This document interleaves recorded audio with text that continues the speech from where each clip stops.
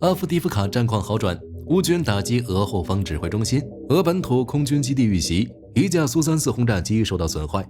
俄军使用防空系统击落一架己方苏25战机。海马斯新利器 ER-GMLRS 完成最后阶段开发。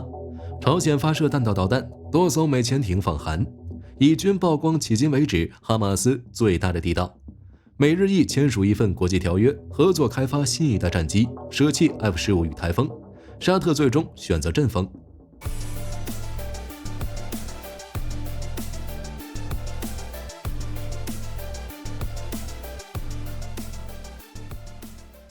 12月17日，乌军对俄本土发动了大规模无人机袭击，目标是俄罗斯罗斯托夫州莫罗佐夫斯克的一个轰炸机空军基地，也就是俄空天军第559近卫轰炸机团的驻地，部署了苏24、苏24M 以及苏34战术轰炸机。只是俄罗斯国防部也搬出了以往的说法，袭击俄罗斯的35架无人机被全数击落，没有损失。但是俄罗斯媒体报道称，一架苏34受到损坏，短期内无法飞行。俄罗斯有见证者，乌克兰自研的无人机也不少。目前，乌克兰一家私营公司宣布，成功研制航程750公里的 AQ400 无人机，并且乌军已经开始接收。该企业当前每月生产100台，目标每月500台，而成本只有原来的1/2。更有意思的是，这样的企业乌克兰还有很多。之后俄本土遇袭的事件只多不少。乌俄战场之上，俄罗斯又传出一场乌龙事件，俄军使用防空系统击落了己方一架苏25，飞行员已经阵亡。12月17日，俄军山猫隼防空系统在赫尔松北部的尼古拉耶夫地区成功击落一架苏25。俄罗斯媒体报道称，击落的是乌军苏25，但后来证实击落的战机是自家的。乌克兰空军司令米科拉·奥列什丘克也是趁此机会嘲讽了一波。12月18日凌晨，奥列什丘克在社交媒体表示，这是俄罗斯防空部队清晰协调的行动，我代表乌克兰全体人民向他们表示衷心的感谢。目前俄军正在测试 A50 预警机加防空系统的新模式，来针对乌克兰空军以及即将到来的 F-16， 但是因为技术水平的限制，很容易造成误伤。乌俄战争期间，俄军已经发生过 N 次防空系统击落己方战机的事件。同时，当前的乌俄战况，阿夫迪夫卡的局势开始好转。阿夫迪夫卡地区，俄军继续对焦化厂、铁路线以及工业区发起进攻，但均遭遇失败。乌军向阿夫迪夫卡派遣增援部队以及大量无人机的效果已经显现。同时，面对俄军在阿夫迪夫卡的疯狂进攻，乌军也进行了一系列打击，来缓解前线的局势。上周，乌军使用海马斯摧毁了3个俄军在顿涅茨克的燃料库，并且通过航空兵、远程火炮打击俄军指挥所和后勤基地，限制俄军前线重装备的使用，迫使俄军降低进攻节奏，从而为前线乌军提供更多的反击空间。赫尔松地区，乌军第38海军陆战队以及第122国土旅等部队继续摧毁左岸俄军部队。在克林基附近，乌海军陆战队第37旅击溃了一支俄军坦克和步兵纵队，击毁了4辆坦克。不过需要注意的是，在开源网站统计的双方装备战损中，经常有乌军快艇被无人机损坏的记录。这也就说明乌军一直向第聂伯河左岸增兵，但人员和物资的运输仍然有一定的困难。马林卡地区，双方的战斗依旧在继续，并不像俄罗斯说的那样已经完全控制了该地区。不过在巴赫穆特方向，乌军确实取得了一定的进展。目前赫罗莫夫以北地区已经被俄军占领，并推进至 T0506 部分地区。乌军在赫罗莫夫夏丘攻势中取得的战果化为乌有，而南翼乌军守住了夏丘攻势的大部分成果。目前双方战斗主要发生在从北部通往克里什基夫卡的公路沿线。安德里夫卡以东，乌军的反击取得了成功，乌俄正在拉锯中。至于扎波罗热地区，乌军65旅在罗伯基涅以西粉碎了俄军的进攻，摧毁了3辆 BMP-3 和2辆 BMP-1， 但总体局势依旧与之前差不多，双方处于阵地战，谁都无法取得较大的突破。值得一提的是，之前我们提到过俄军的新计划，战争研究所对此也有了新解释。这些目标与俄罗斯当前的进攻行动完全吻合。德国图片报报道，俄罗斯计划在2024到2026年期间侵占更多的乌克兰领土。战争研究指出，它无法独立核实图片报报道的真实性，但俄罗斯的新计划与俄罗斯为长期军事行动所做的准备是一致的。俄罗斯正在进行长期改组和扩编，建立战略储备，并逐步动员武装力量打持久战。所以战争研究所认为，有关俄罗斯新计划的报道是合理的。此外，在援助方面，德国又发话了。12月16日，德国国防部长鲍里斯·皮斯托利斯在接受《周日世界报》采访时表示，俄罗斯正在大幅提高武器产量，以维持对乌克兰的战争，同时也威胁着波罗的海国家格鲁吉亚和摩尔多瓦。皮斯托利斯认为，欧洲必须重新武装，以确保自己的安全。但他指出，在武装部队、工业和社会方面，欧洲有5到8年的时间要赶上，并且需要时间来增加自己的武器产量。如果美国不同意新的援助乌克兰资金，欧洲也可以补偿美国对乌克兰援助的空缺。同时，在12月15日，立陶宛国防部表示，已经向乌克兰提供了新一批军事援助，包括数百万弹药桶以及数千枚反坦克炮弹。在立陶宛修复的第一批豹2即将返回乌军继续参加战斗。至于芬兰的问题，普京在接受采访时有了答案。12月17日，普京在克林姆林宫接受了俄罗斯媒体采访，谈到了芬兰加入北约的问题。按照普京的说法，芬兰和俄罗斯之间没有领土争端，这个问题早在20世纪中叶就已经得到解决。但是芬兰加入北约就会有问题。俄罗斯将建立列宁格勒军区，并将某些军事编队集中在芬兰边界。同时，普京表示不希望与北约国家发生战争。简单来说，就是强烈谴责。俄罗斯的意思就是，我们没有领土争端，你芬兰为什么加入北约？至于实际行动，不可能。在边境部署更多的兵力已经是俄罗斯的极限了。海马斯新利器，美军增程高精度火箭完成最后阶段开发。12月15日，美国军工洛马发布声明指出，ER-GMLRS 在飞行轨迹、扩展航程以及精确度测试中达标，并且成功与海马斯整合。ER-GMLRS 的射程为150公里，美国陆军要求的是200公里，之后可能会有一次中期升级。而海马斯现阶段发射的 M30A1GMLRS 火箭弹最大射程约80公里，差距就不用火力军多说了吧。同时 ER-GMLRS 也能弥补 ATACMS 打击范围内很多以前海马斯打击不到的区域，降低打击成本。除了 ER-GMLRS， 美国陆军的精确打击导弹 PRSM 也来了。12月7日，美国陆军证实他们已收到了第一批的 PRSM 飞弹，但没有透露目前库存可用数量。虽然美国陆军拒绝透露 PRSM 的最大射程，但是在今年早些时候，一份解密的美国五角大厦相关采购报告中显示， PRSM 的最大射程距离约498公里，且之后可能增加到约643公里。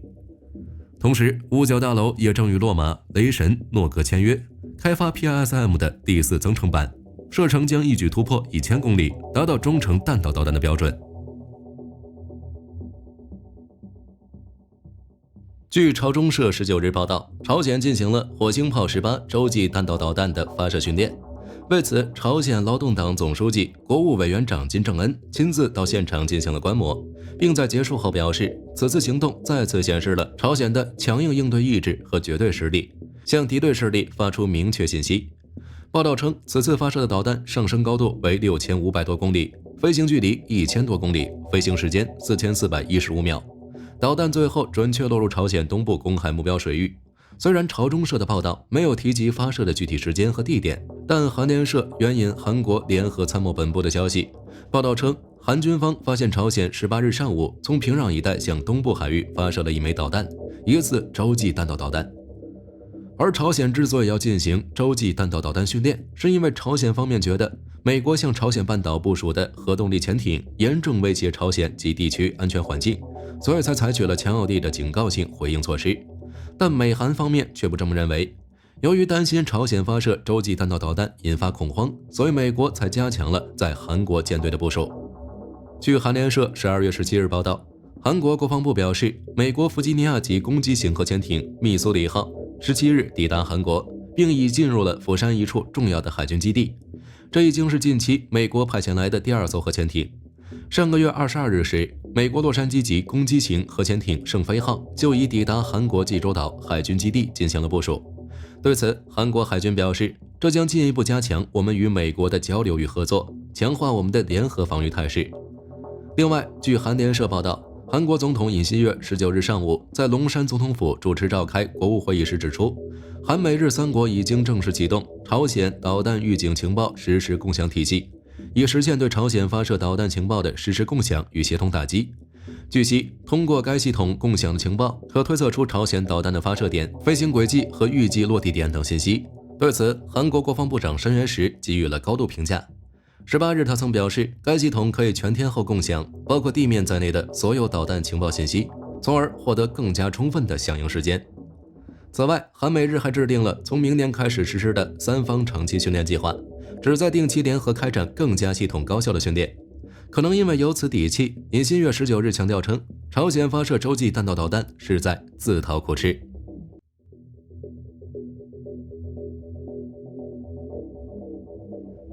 12月17日，以色列国防军发表声明说，以军在加沙地带北部与以色列交界的埃雷兹口岸附近发现一处哈马斯的大型地道，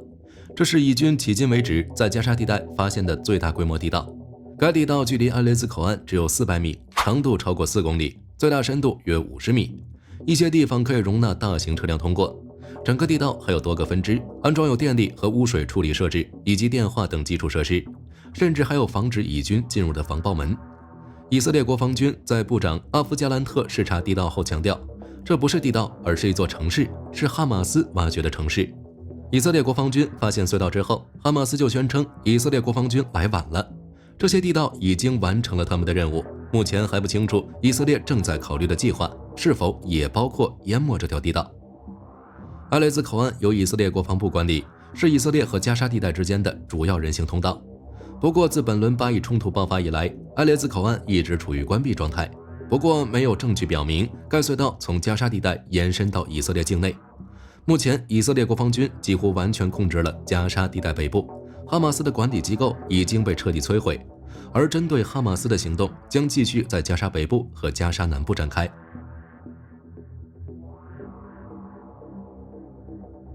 英日意签署一份国际条约，合作开发新一代战机。在12月14日，英国、日本以及意大利3国签署一项国际条约，确立了研发先进战斗机的计划。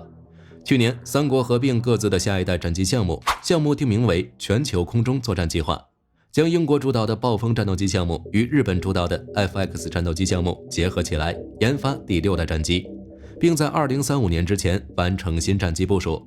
研发阶段将在2025年开始。值得一提的是，在今年7月份，沙特表示也想参与这项合作计划。针对这项请求，英国与意大利表示支持，但遭到了日本的反对，因为担心参与国的增加会导致新一代战机的部署延迟，并对出口计划与敏感技术信息的共享产生不必要的影响。事实上，多国参与战机研发的目的是希望技术上进行互补，并通过成本分摊降低项目的风险。此前也有英法研发的美洲虎攻击机，英德意研发的狂风与台风战斗机。由于3个国家只有4代机的研制经验，直接跳过5代机来研制6代机，使得外界对全球空中作战计划能否顺利完成并达到第6代战机的标准产生了一定的质疑。另外，第6代战机还没有公认的划带标准，需要具备哪些能力，在航空航天领域也没有普遍认可的标准。在今年5月份，美国空军向工业界发布秘密的招标文件，广泛征集下一代空中主宰平台方案。根据美国空军部长弗兰克·肯德尔的说法， NGAD 平台是空中主宰系统的一个关键组成部分。相较于空军现役的 F-22 战机， NGAD 将实现技术上的跨代升级，兼具对地对空攻击能力、远航能力、战场生存能力、装备互通性以及环境适应性将得到大幅增强，从而满足高强度对抗作战环境的需要。虽然目前还没有公认的行业标准，不过外界认为更好的隐身性能、可与无人机协同作战的能力，以及配备人工智能系统，应该是必须具备的能力。不知道英日意3国研制的下一代战机能否达到6代机的标准？你们觉得呢？沙特阿拉伯正在与达索公司进行谈判，计划购买54架阵风多用途战斗机。达索航空公司首席执行官埃里克·特拉皮尔在接受采访时证实了这一消息。届时，沙特阿拉伯将拥有一支包括阵风、F-15和台风在内的强大第4代战斗机机队。我们都知道，此前沙特一直都是从美国和英国采购战机的，这次怎么就换法国了？是 F-15和台风战机不香了吗？其实不然，沙特此前更倾向于购买美国的 F-15战机以及联合生产的台风战机，但由于与美国的紧张关系 ，F-15的采购行不通，而台风战机是多国项目，出口必须得到英国、德国、意大利和西班牙的批准。可自从2018年底记者卡舒吉遇害案以来，德国就一直在走指向沙特进一步出售台风战机。如今沙特等待第2批48架台风战机的交付，差不多已经近10年了。如此缓慢的交付速度，已经让柏林、伦敦和利雅得之间的关系变得复杂。沙特可能实在等不起了，这才转换采购目标，选择了阵风。那阵风相比 F-15台风战机如何呢？达索公司生产的阵风战机，自从2023年就开始向着 F-4版本升级，且要将此前全部的阵风 F-3、F-3R 型升级到该标准。与阵风 F-3、F-3R 相比，阵风 F-4将升级其 REB2 相控阵雷达为 REB2AA 型，并对机载通讯设备、机载光电系统以及频谱综合电子战系统进行升级。同时，阵风 F-4还首次集成了蝎子头盔显示系统和远程目标光电识别系统吊舱。头盔显示系统能够帮助飞行员更好地进行人机交互，而远程目标光电识别系统吊舱的配装则大幅提高了阵风的对地打击能力，使其在与 F-35等先进战斗机的竞争中更具优势。在武器挂载方面，阵风 F-4将装备升级型米卡 NG 空导弹，该导弹将采用新型双脉冲固体火箭发动机，并配备更先进的主动相控阵雷达导引头，其有效射程将达到78公里。此外，阵风 F-4还将拓展对地打击武器的挂载能力，如将增加最多3发重量为1吨的 ASM-1000制导炸弹。该型炸弹能够通过激光、GPS 和惯性制导等方式进行导引，能对坚固的堡垒工事和舰船造成强大的毁伤效果，是当前法国空军急需的武器。相比美军 F-15和 F-16，阵风战机虽然是后起之秀，但却拥有更先进的雷达技术，以及多样化的武器配置和卓越的机动性能。更重要的是，阵风战机后期维护成本还相对较低，因此沙特选择采购也在情理之中。就连达索航空公司首席执行官埃里克·特拉皮尔也承认，如果与沙特之间的阵风战机采购协议成为现实，这将进一步提升阵风战机在国际军贸市场的出口优势。